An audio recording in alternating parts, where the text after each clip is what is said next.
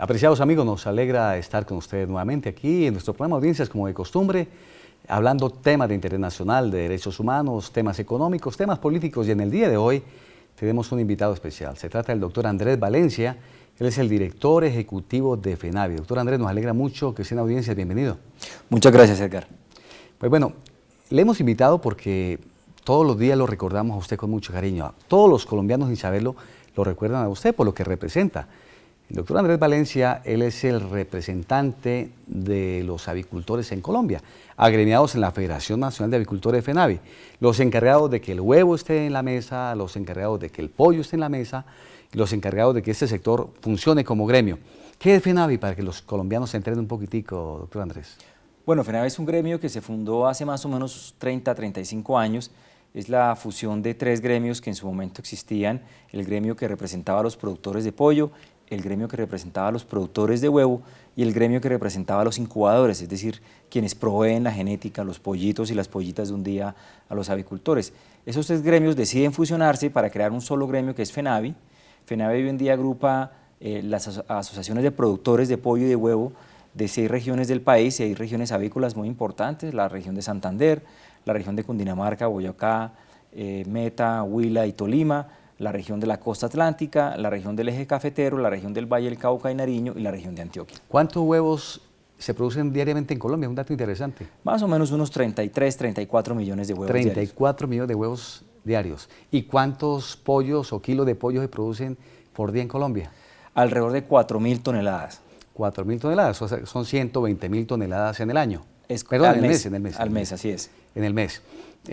¿Y la genética? ¿Cómo manejan el tema de la genética? Ustedes producen la genética para los galpones, para que tengamos el pollo. ¿Cómo se maneja en Colombia el tema de la genética? Digamos que los avicultores o las casas genéticas, que son muy pocas en el mundo, tienen unos representantes en Colombia. Hay 3 o 4, compañías incubadoras muy grandes. Ellas importan ya sea los huevos fértiles o importan las reproductoras abuelas, que son las que de alguna manera terminan produciendo las pollitas para la postura de huevos y el pollito para engorde destinado a la producción de carne. Ese es un negocio que cada año implica que Colombia ingresa a los galpones, o el término que se conoce como encasetar, alrededor de 760 millones de pollitos y pollitas con el fin de producir huevo y producir carne de pollo. Para el caso de huevo, alrededor de unas 3 millones de pollitas ingresan todos los meses en las granjas, y para el caso de pollo estamos hablando alrededor de unos 62, 63 millones de pollitos al mes que también ingresan a las granjas con el fin de producir esa cantidad de producto que les mencioné. Bueno, el gremio avícola o el sector avícola, ¿qué peso tiene dentro del PIB? Es decir, ¿quién está primero? Si está el sector agropecuario, el sector pecuario, ¿qué lugar estamos ocupando en la producción interna del país? Bueno, en la producción pecuaria, la avicultura es el segundo, digamos que podría llegar a ser el primero muy pronto. Ocupamos o explicamos el 36.8% de la producción pecuaria y alrededor del 16% la producción agropecuaria. El sector es un sector que vale, en términos del valor de su producción, 15 billones de pesos. O sea, si quisiéramos comprar el sector, tenemos que conseguir 15 billones de pesos para comprar el sector avícola en Colombia. Es correcto, esos son más o menos 3 cosechas cafeteras. 3 cosechas. ¿Y cuántos empleos genera el sector avícola en Colombia? Bueno, el sector avícola en Colombia, nuestras cifras están calculando más o menos unos 400.000 empleos directos, formales y estables que genera el sector. Este es un sector que en todas sus etapas de negocio pues tiene unos encadenamientos hacia atrás y hacia adelante que generan mucho empleo. Hacia atrás pues tenemos todo el transporte de materias primas, todo el empleo que se genera en la producción de alimento balanceado, tenemos el empleo en granjas, el empleo en plantas de sacrificio y el empleo en la distribución de tanto el huevo como el pollo. Entonces es un sector que a lo largo de su cadena genera una buena cantidad de empleos, y eso le ha permitido, sobre todo a los que trabajan en la avicultura, tener empleos estables, formales, durante todo el tiempo. La formalización es un tema muy importante porque sí hemos entendido que ustedes han hecho unos esfuerzos grandísimos para mejorar las condiciones laborales de todos los trabajadores que están con ustedes. Sí, así es. Digamos que la avicultura tal vez es el sector o el renglón del sector agropecuario más formal que hoy existe en la economía por una razón muy sencilla. Este es un sector que produce 2 productos que son hoy en día exentos del pago del IVA. Esa exención obliga al Estado a devolverle los IVAs en las materias primas que se necesitan para la producción tanto de huevo como de pollo. Y esas devoluciones requieren de unas empresas, unas contabilidades y todo un andamiaje que requiere de una formalización. Digamos, la DIAN no le va a devolver el IVA a unas empresas que son informales, a unas empresas que no tienen contabilidad o a unas empresas que no, digamos, no llevan una... que no son organizadas. Exacto, que no llevan un detalle en sus cuentas. Y esa misma, digamos, característica ha fomentado la formalización en el sector avícola. ¿Cómo podemos clasificar la avicultura en Colombia versus lo que pasa en Latinoamérica? Por ejemplo, ¿en qué posición estamos? ¿Hemos avanzado? ¿Cuál es la situación?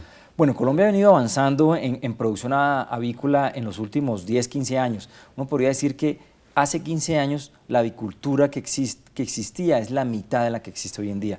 Es decir, Colombia ha duplicado su producción de carne de pollo y su producción de huevo, ha aumentado el número de granjas en las zonas rurales del país y ha aumentado el número de plantas de sacrificio también. Colombia ocupa más o menos el cuarto lugar en la producción de huevo y más o menos el tercero o cuarto también en la producción de pollo. ¿En toda Latinoamérica? En toda Latinoamérica. Hay gigantes, digamos, Brasil es el gran productor de pollo, México es el gran productor de huevo, y luego sigue Colombia, que tiene unos niveles de producción muy similares, por ejemplo, a los de Perú en la producción de pollo, muy similares a los de Argentina en la producción de huevo y la de pollo también. Entonces estamos ahí en un tercer, cuarto lugar, muy bien rankeados con unas productividades, digamos, muy similares. La productividad de pollo en Colombia y de huevo no tiene nada que envidiarle a la productividad en Estados Unidos o en cualquier granja eficiente en Brasil, porque básicamente los equipos, la estructura productiva son las mismas. Aquí tenemos una gran diferencia y es que no producimos las materias primas. O sea, la gran debilidad del sector avícola en Colombia son las materias primas, es decir, el maíz para preparar el concentrado, la soya. ¿Esa es la dificultad? Esa es la gran dificultad que tenemos. Digamos que la avicultura demanda cada año más o menos unas 6 millones, casi 7 millones de toneladas de granos entre maíz, amarillo, torta de soya, frijol, soya y sorgo. Eso, digamos, que es la mezcla para la elaboración del alimento balanceado, no se produce en Colombia con destino a la avicultura. Las producciones que hay de maíz en Colombia son para el consumo humano, es una producción limitada, más o menos alrededor de 1.200.000 toneladas por año, y la avicultura necesita traer más. Los otros sectores que demandan maíz amarillo, por ejemplo, alrededor de 4,5 millones de toneladas, que fue lo que se importó el año pasado. Si uno mira, digamos, las cifras de importación y digamos, el gran dilema que hoy tiene el país es la importación de alimentos, como se ha dicho muchas veces, pero lo que estamos importando al final es un insumo para producir otro alimento, un alimento con mayor valor agregado, un alimento nutritivo y que está garantizando la seguridad alimentaria de los colombianos. Bueno, estamos en audiencia hoy con el doctor Andrés Valencia, el director ejecutivo de FENAVI. Vamos a unos mensajes institucionales y retornamos nuevamente con ustedes. ¿Sabe usted cómo está conformado el Congreso de la República? El Congreso de la República está conformado por 2 cámaras, el Senado con 102 miembros elegidos a nivel nacional y la Cámara de Representantes compuesta por 166 integrantes elegidos en los departamentos. A su vez, el Congreso está dividido en 7 comisiones constitucionales que se especializan en temas para facilitar el trámite legislativo y de reforma constitucional. Entre los temas más relevantes que tratan las comisiones son la Comisión Primera, Reformas a la Constitución y Derechos Fundamentales.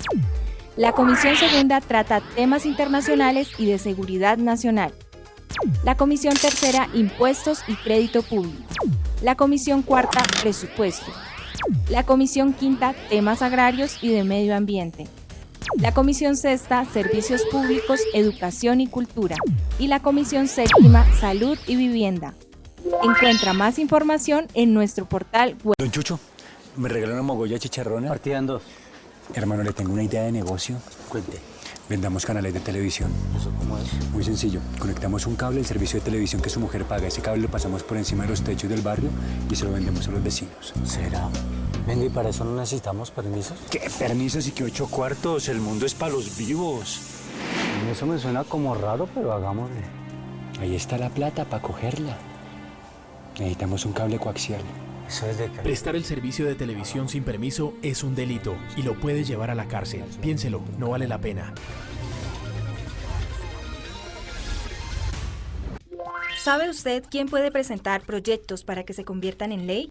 En Colombia pueden presentar proyectos de ley los senadores y representantes a la Cámara, los ministros, las altas cortes, entre otros altos funcionarios del Estado quienes poseen iniciativa legislativa. También la iniciativa legislativa es un mecanismo de participación que faculta a los ciudadanos, a concejales o diputados del país a presentar proyectos de ley o de reforma a la Constitución. Para presentar una iniciativa popular por parte de los ciudadanos se debe elegir un comité promotor de la propuesta e inscribir la solicitud. Luego se debe recolectar un número de firmas válidas igual o superior al 5% del censo electoral. Si se cumplen estos requisitos, la registraduría expedirá la certificación. Con esto, el proyecto de ley o de reforma a la Constitución podrá ser radicado en las secretarías del Congreso y deberá iniciar su trámite con mensaje de urgencia para que tenga prioridad sobre los demás proyectos. Encuentra más información en nuestro portal web. Retornamos nuevamente con ustedes aquí en nuestro programa Audiencias. Doctor Andrés Valencia, usted como director ejecutivo de la Federación Nacional de Avicultores, FENAVI, ¿qué balance podemos hacer hoy después de que el Tratado de Libre Comercio con los Estados Unidos entró en vigencia? Recordemos que hace ya varios años Colombia firmó el tratado en materia arancelaria frente al pollo. Ustedes se opusieron en el momento, porque yo recuerdo que el sector se opuso, sobre todo el tema de los cuartos traseros. ¿Cómo ha evolucionado ese tema después de ya varios años? ¿Cuál es como el balance que le podemos entregar a los colombianos del sector versus el Tratado de Libre Comercio con los Estados Unidos? Bueno, digamos que hay dos balances, uno positivo y es que gracias al TLC pudimos reducir los costos de las materias primas para la producción del alimento balanceado. Con el TLC se negoció un contingente, es decir, una cuota de importación para el maíz amarillo sin aranceles, se negoció también una cuota de importación, o se negoció, perdón, la eliminación de los aranceles para la soya y también se negoció la eliminación de los aranceles para el frijol soya. Eso hizo que los costos de la avicultura se redujeran de manera sustancial, porque antes pagábamos unos aranceles, por decirlo menos, escandalosos para poder hacernos esos productos, y hoy gracias al TLC esos productos están ingresando sin aranceles. Lo que pasa es que no alcanza, sobre todo para el caso de maíz amarillo, lo que se negoció no fue suficiente. O sea, la cuota de negociación fue muy poca.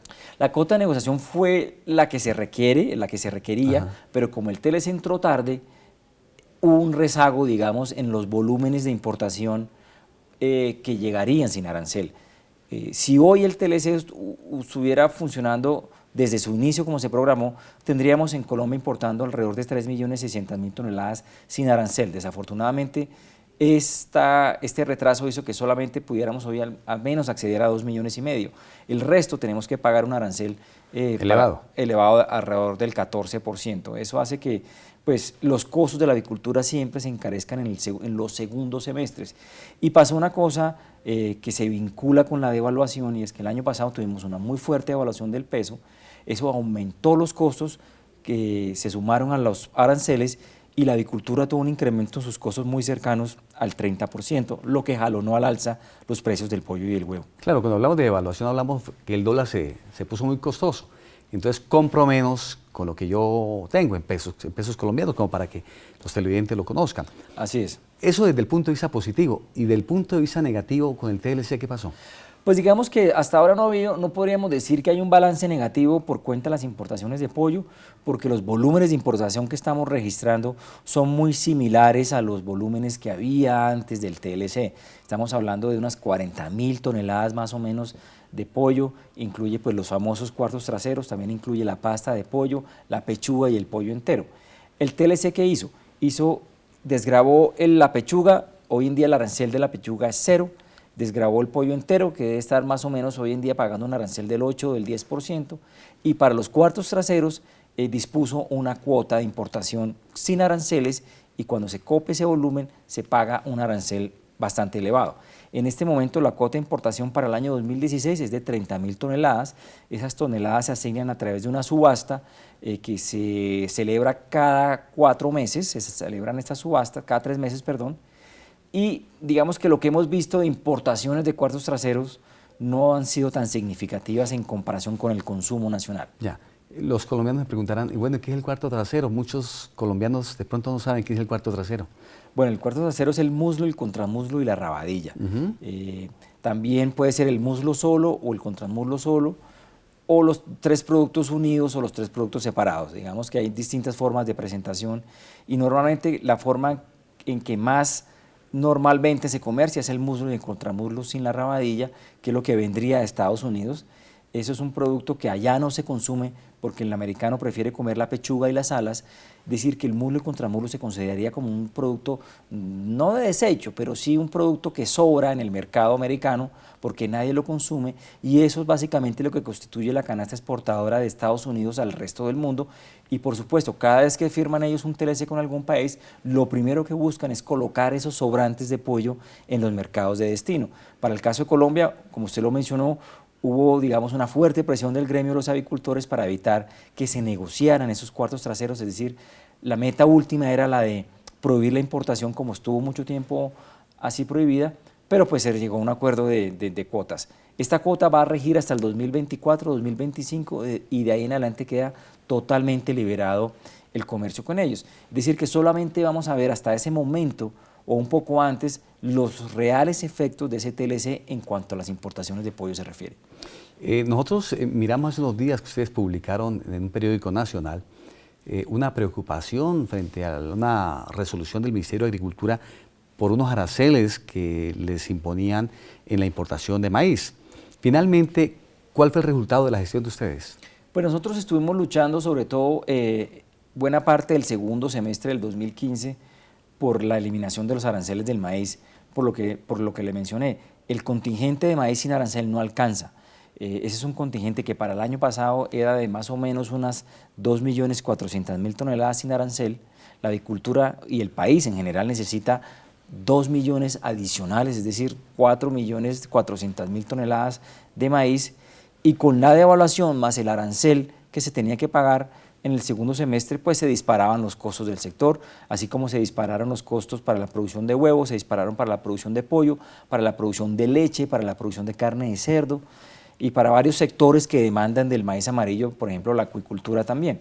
Entonces, ¿qué pedimos? Nos unimos varias compañías y gremios, le pedimos al gobierno: hombre, rebájenos el arancel del segundo semestre, la devaluación de alguna manera está compensando cualquier caída en la protección que pudiera tener la producción nacional de maíz, y de tal manera que pudiéramos acceder a un maíz sin aranceles y compensar el crecimiento de la tasa de cambio.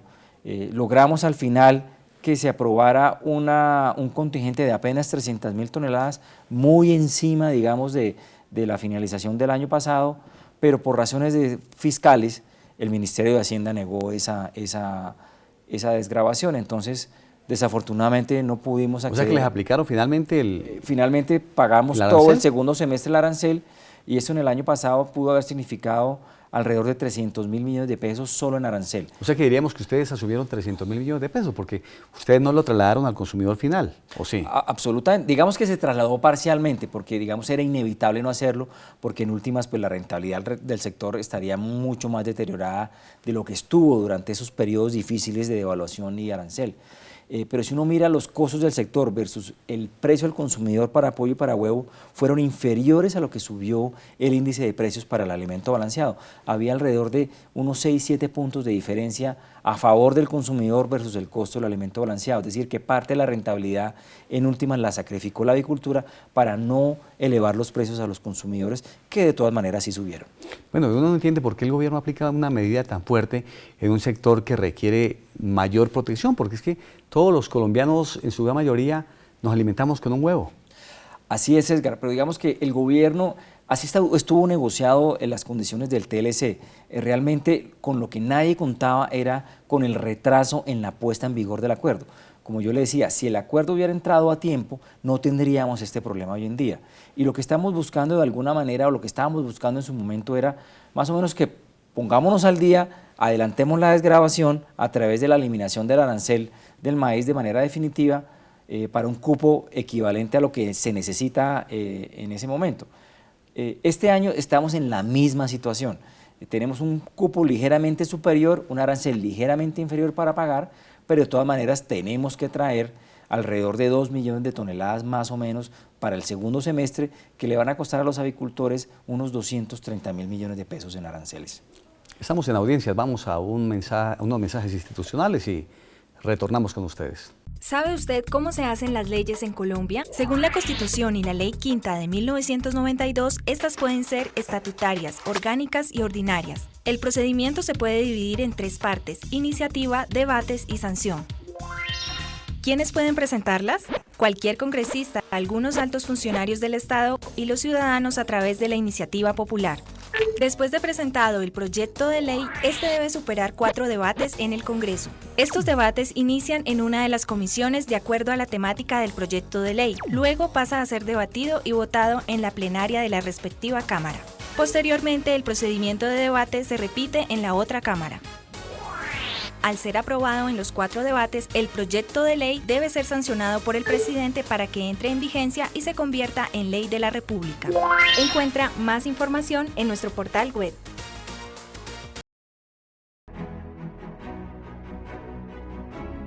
Cátedra CAEL 2016.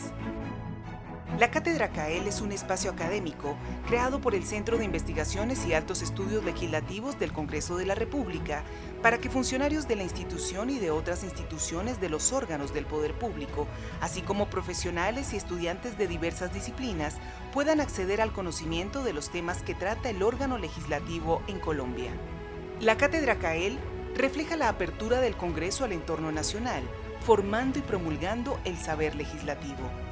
Es transmitida por el canal Congreso para llegar a todas las regiones de Colombia, cimentando la importancia de la defensa de la democracia, el respeto, la aceptación y la legitimidad de las instituciones sobre la base de un proyecto de entendimiento nacional en paz, reconciliación y equidad para todos. Cátedra CAEL 2016. ¿Sabe usted cuáles son las funciones del Congreso? El Congreso de la República de Colombia desarrolla múltiples funciones esenciales para el funcionamiento de nuestra democracia. Estas son asignadas por la Constitución y la ley. Tiene, entre otras funciones, la función de reformar la Constitución mediante actos legislativos. Además, crea, modifica y anula las leyes. Así, el Congreso establece, por ejemplo, cómo se van a invertir los recursos de los colombianos.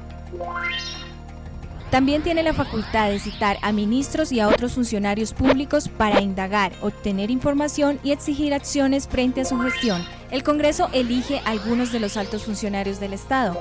Además, puede, si es el caso, investigarlos y juzgarlos. Encuentra más información en nuestro portal web. Papá, ¿para qué sirve la Armada Nacional? Para ejercer soberanía en el mar y ríos de Colombia.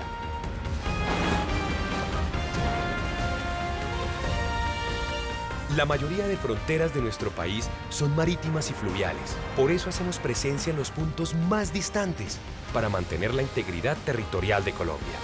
Estamos para proteger a todos y cada uno de nuestros pescadores, para que el comercio marítimo fluya, para que Colombia cuente con fronteras seguras. En la Armada Nacional ejercemos soberanía con absoluto respeto. Armada Nacional. Protegemos el azul de la bandera.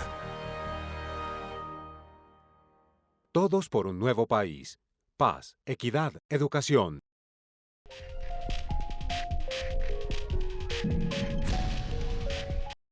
Nuevamente con ustedes aquí en audiencia, soy con el doctor Andrés Valencia, director ejecutivo de FENAVI, la Federación Nacional de Avicultores. Bueno, usted es un sector tan fuerte pero tan vulnerable. Miramos que en los paros camioneros, los paros de transporte, ustedes se han visto pues, una enorme preocupación porque el alimento no llega a los galpones.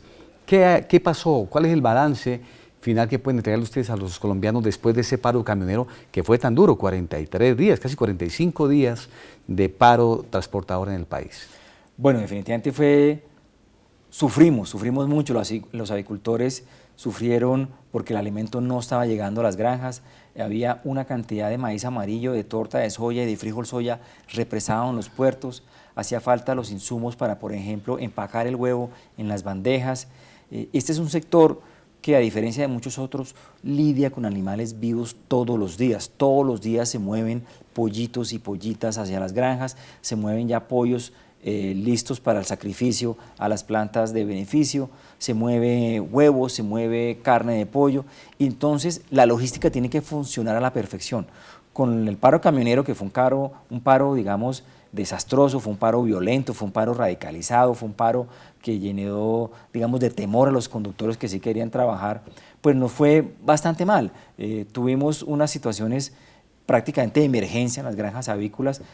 Hubo granjas que en su momento solamente llegaron a tener el alimento que había en los comederos de los galpones, es decir, que no había nada más que comerle. Hubo que racionalizar las dietas de las aves, hubo que cambiar la fórmula porque no se contaban con todos los insumos al mismo tiempo, y eso se va a traducir en menores pérdidas, en mayores pérdidas de productividad, en menores ganancias de peso.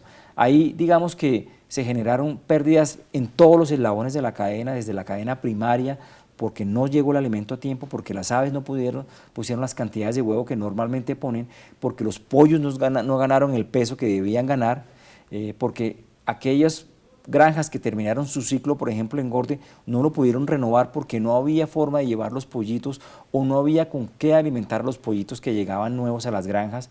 Hubo plantas de sacrificio, especialmente en Boyacá, que fue uno de los sectores más, una de las zonas más afectadas. En Duitama, por ejemplo. En Duitama, que tuvieron que cerrar más o menos una semana completa. Eso en pérdidas pues son incalculables.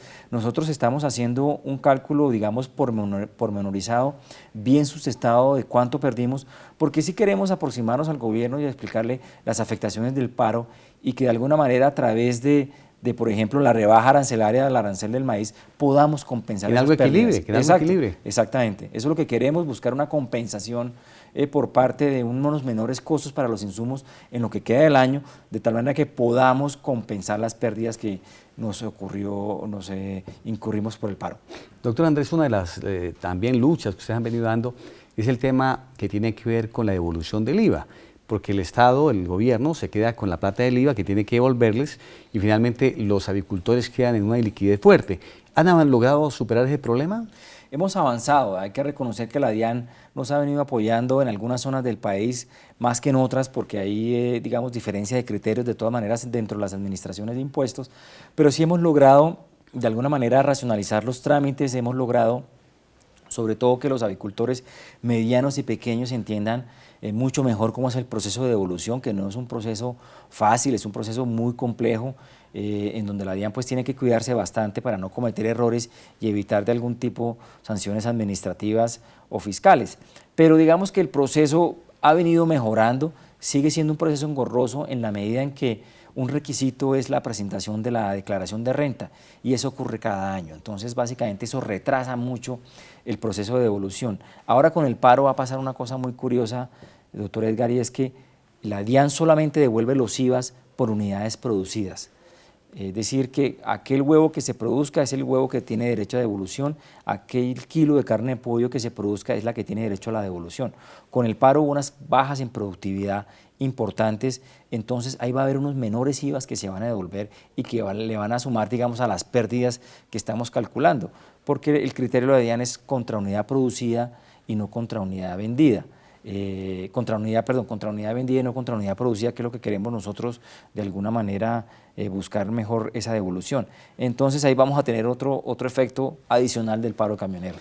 Si tuviéramos que decirle al gobierno las preocupaciones, ¿qué propone FENAVI como respuesta a esas preocupaciones? O sea, hoy ¿qué necesitan del gobierno para que el sector sea más ágil, más productivo y más rentable? Bueno, nosotros hemos venido planteando una, digamos, cantidad de medidas y de propuestas al gobierno. Pues la primera tiene que ver sobre todo con los insumos. Colombia presenta un déficit, digamos, estructural de maíz amarillo para la avicultura y para el sector que produce alimentos balanceados. El maíz que se produce en Colombia no alcanza sino para el consumo humano. Todo el maíz se tiene que importar, y en ese sentido lo que queremos es facilitar un mayor acceso a los granos, no solamente desde Estados Unidos a través del TLC, sino a través de proveedores naturales también, como pueden ser los países de Mercosur. Y hoy en día, por la forma en que está negociado el acuerdo con Mercosur, es imposible traer maíz de allá, porque no se desgravó o no se eliminó la franja de precios. ¿Nosotros qué queremos? por lo menos que los aranceles de Estados Unidos por fuera del contingente sean los mismos de Mercosur, de tal manera que ese arancel de Mercosur se baje de 50-60% que es hoy, por lo menos a un nivel de 14%, y poder tener, digamos, una equiparación de esos aranceles y contar con una fuente adicional de origen para atender el maíz que necesitamos. Nos preocupa también la ausencia de algunos incentivos para la inversión en el sector avícola. Este es un sector que requiere de hacer inversiones cada año porque las regulaciones sanitarias así lo obligan, sobre todo en materia de bioseguridad. Y no siempre los incentivos que ofrece el gobierno a través del ICR machan perfectamente dentro de las inversiones que se deben hacer para cumplir las regulaciones. Ahí tenemos que corregir eso. Descubrimos, por ejemplo, que las regulaciones de ICR hablan de inversiones nuevas, pero el decreto que crea la figura no habla de ello, entonces estamos buscando también cambiar esa figura. Estamos buscando, por supuesto, que al sector no lo graven tanto. Este es un sector que tiene una tasa efectiva de tributación superior al 60%, es un sector muy gravado desde el punto de vista tributario y obviamente se tiene que de alguna manera relajar la carga tributaria para la producción sobre todo para la producción de alimentos en general, porque esa carga tributaria encarece el consumo a los consumidores finales de huevo y de pollo. Y un tema que nos preocupa ahora que se viene la reforma tributaria es la propuesta de la Comisión de que quiere gravar el huevo y el pollo con un IVA de 5%, eliminando su categoría de exento, y eso en última se va a traducir en un mayor precio al consumidor final, porque los avicultores no van a asumir ese IVA. Los IVAs que no se alcanzan a cruzar vamos a tener que cobrárselos a los consumidores y el efecto no va a ser del 5% propuesto, sino hasta del 10%. Claro. O sea que en las tiendas el huevo y el pollo se incrementaría el precio. Se incrementaría el precio. Digamos, hay estudios que dicen que la propuesta de la Comisión, solamente por eliminación de la categoría de exento, puede llevar la tasa de inflación a subir un 0.7%. Queridos amigos, hemos llegado al final de nuestro programa Audiencias.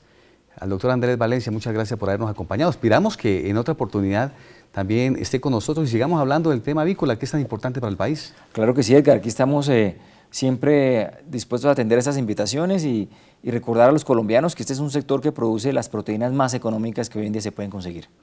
Queridos amigos, los invitamos la próxima semana a esta misma hora y por el mismo canal para estar nuevamente con nuestro programa Audiencias. Un abrazo grande y que Dios les bendiga.